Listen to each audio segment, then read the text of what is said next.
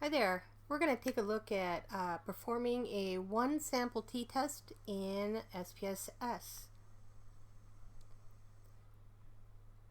So there's a few things to consider before performing this test, and this test is used to compare a mean to a known population mean, right? So you might consider the independent variable as the population and the dependent variable as the sample, right? And so this data requires that you have continuous data. And the assumptions for this test are that the scores on the test variable are independent of one another, so there's no relationship between the scores on your test variable. And also that you have a random sample from the population and that your scores are normally distributed. So non-normal population distributions, especially if they're heavily skewed, can reduce the power of your test.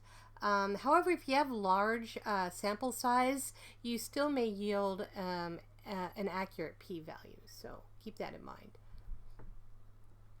All right, so we're going to do an analysis for this test in SPSS on height. So we know that the average height of U.S. adults is about 66.5 inches. And so we'll go ahead and take a look at our data. And to perform this test, go to Analyze and then Compare Means, One Sample T-Test, and we're going to look at height.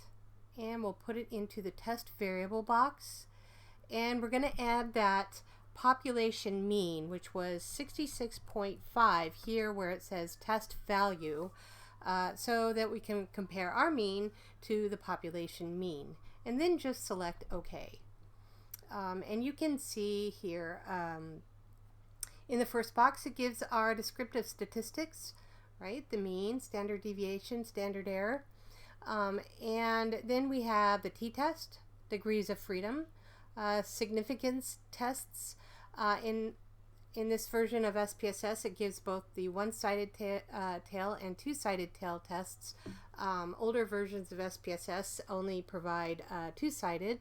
And then it gives the mean difference, so that's the difference between the population mean and your sample mean, and the confidence intervals. And then it in this version of SPSS, it also provides the Cohen's effect size, right? And we see our effect size is about 0.288, and we would consider this sort of a bit of a weak effect size, right? And so continuing to write these analysis in APA format, you would write a sentence that looks something like this. And one sample t-test showed that the difference in the logic or in the height between the current sample, and then you write the n, the mean, the standard deviation for your sample, and the average population height, and you put in that average there, were statistically significant. And then you give the t-test. In the parentheses is the degrees of freedom. The p-value was less than 0.01, and the confidence intervals, as well as the effect size.